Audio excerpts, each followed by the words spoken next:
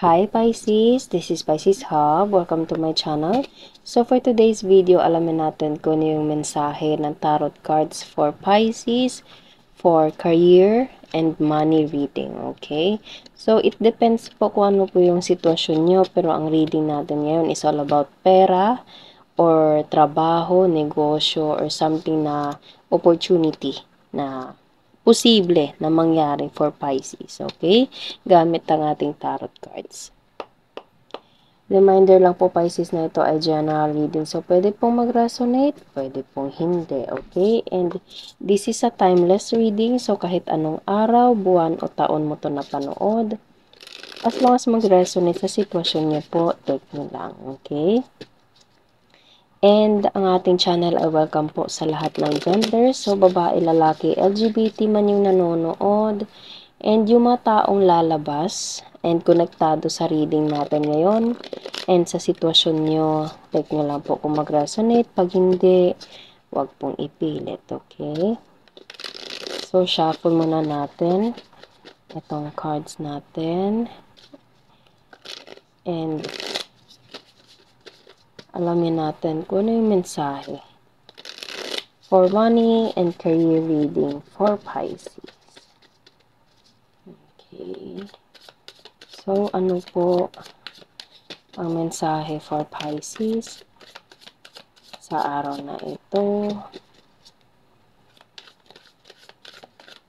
Okay, so walang mag-flip.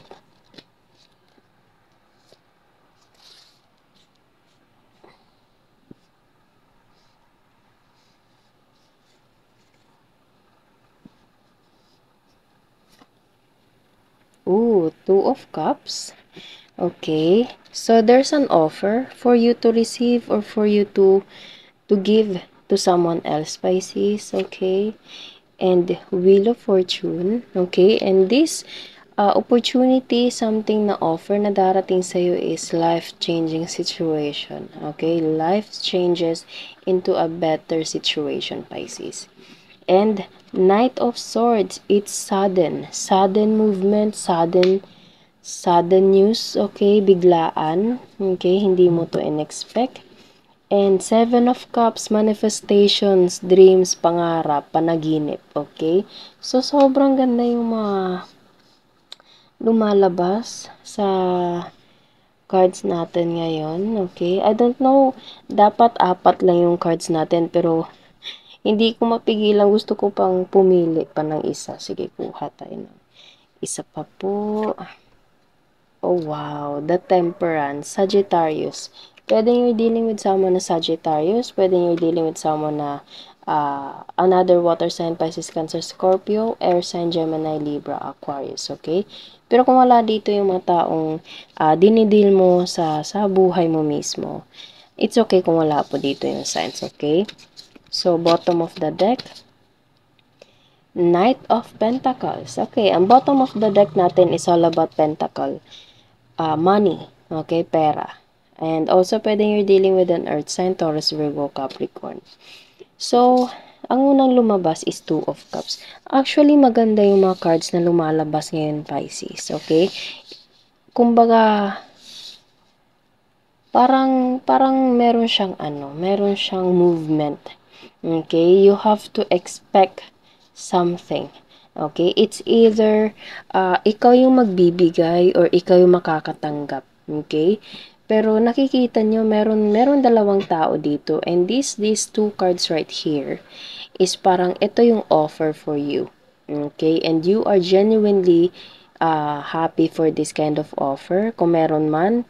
Okay? Kumbaga, ikaw yung magtatanggap or ikaw yung mag-o-offer sa isang tao and this person will genuinely appreciated this offer na ibibigay mo. Okay? Mas maganda yung ganun. Yung parang ikaw yung, kumbaga ikaw yung nag-share ng blessing. Okay? Kasi ibig sabihin, merong blessing. Puno-puno ka ng blessing, Pisces, na kung saan makakapagbigay ka na sa ibang tao. Mas okay yun. Okay? Pero kung merong offer for you na to receive, accept it. genuinely appreciate it, okay? Magpasalamat sa ating Panginoon, sa mga taong tumulong, sa mga taong andyan, okay? And sa sarili mo for doing all your best, Pisces. Okay? So, this card represents as offer. Pwede matatanggap ka sa trabahong in-applyan mo. Pwedeng, kumbaga, there's an parang acceptance. Okay? Pwedeng meron kang, kumbaga, inalok and tatanggapin niya yon ito. Okay? Or something na meron suggestion for you and ikaw yung napili na gawin itong kung ano man itong offer na matatanggap mo. And again, there's a wheel of fortune. This card represents always na life-changing situation. Okay? Sobra ka magbe-benefit sa kung ano man itong offer na dala ng Two of Cups dito, Pisces. And parang ano siya parang unexpected, okay? Parang biglaan, okay? Pwedeng, sa nararamdaman ko, alam mo to, okay? Or hinintay mo to. Kasi meron tayo ditong Knight of Pentacles. And this card is parang waiting season. Slowly but surely. Okay? So, pwedeng meron kang in-applyan na akala mo hindi na matutuloy, Pisces, pero matutuloy siya. Okay? Akala mo parang wala na, wala na yun, parang ganun, okay? Pero matutuloy talaga siya, parang biglaan. Etong Knight of Pentacles and Knight of Swords is konektado silang dalawa. Though, it is kind of ironic, etong dalawang cards na to, kasi there's a fast movement and slow pace, okay? So, Knight of Pentacles, itong card na to represents a slow moving, pero totoo, okay? Diretso, kumbaga, kahit matagal yung proseso, mangyayari at mangyayari siya. Okay, so pwede meron kang in-applyan, meron kang in-offeran, pwede meron kang hinintay na akala mo hindi na matutuloy, pero matutuloy siya, Pisces. And yung pagtanggap mo ng balita na tungkol dito ay hindi mo in-expect. Again nga, sabi ko, parang hindi mo na siya inintindi, parang tanggap mo na parang wala na yun, parang hindi na siguro yun, okay lang, parang ganun, okay? Pero darating siya, biglaan siyang darating for you. Okay? Matatanggap mo to sa unexpected time, unexpected place, and this is sobra mo itong maa-appreciate. Okay? Sobra mo itong magagamit in a long term.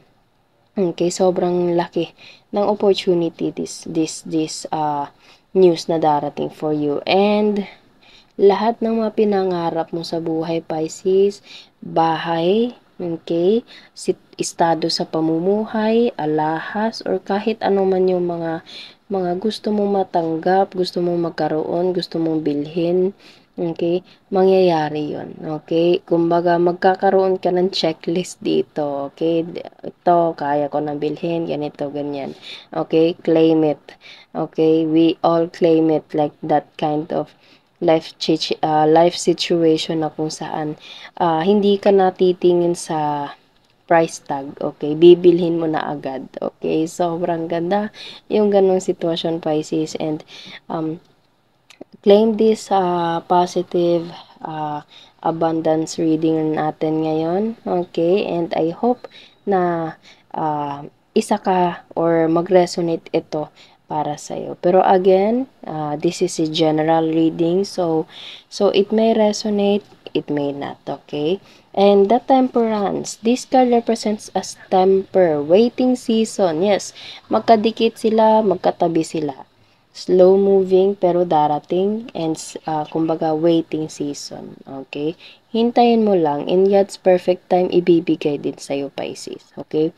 Yung cup na kumbaga galing sa ating Panginoon, galing sa ating universe is ibibigay na sa'yo, ilalagay na yung abundance, blessing na dapat para sa'yo, which is ito yon. Okay? Nakikita nyo, Two of Cups na nandito and Two of Cups din dito.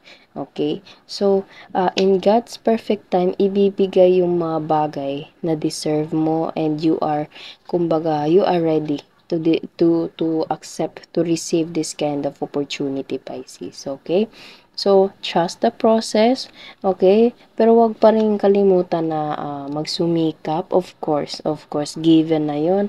And kumbaga, believe in yourself, Pisces. Everything will work out for you. Everything will fall into place. And mag-isip ng mga bagay na ikakasaya. Wag masyadong ma-stress sa buhay. Although merong binabato sa'yo, ngumiti ka lang. Okay? So, yun lang po ang ating reading sa araw na ito. Naway nagustuhan niyo po. Huwag niyo po sanang kalimutan na mag-like at mag-subscribe po sa ating channel na Jel Tarot Guide na makikita po sa ating description box below. Okay, click niyo lang po yung link dyan. And ang ating main channel na Pisces Hub, subscribe na po and click the notification bell for you to receive the notification sa mga susunod na uploads natin. Okay? So, thank you, Pisces, and God bless!